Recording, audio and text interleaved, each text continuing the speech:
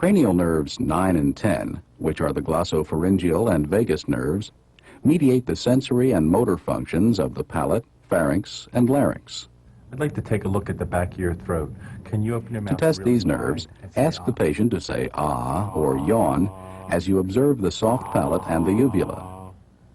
The soft palate should rise promptly and symmetrically, and the uvula should remain midline.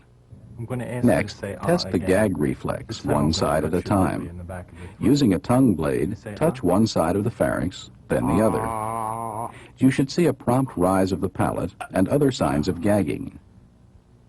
Finally, ask the patient to swallow.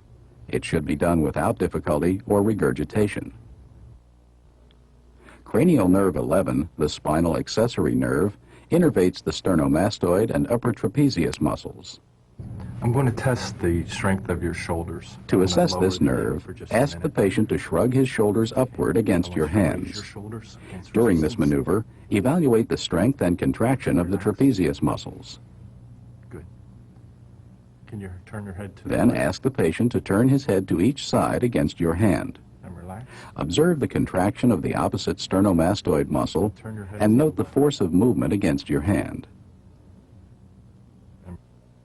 Cranial nerve 12, the hypoglossal nerve, mediates motor functions of the tongue, which in turn affect articulation of words.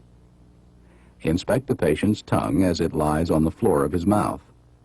Observe for fasciculations. There should be none. Ask the patient to stick out his tongue. Note any asymmetry, deviation, or atrophy. The tongue should protrude straight out.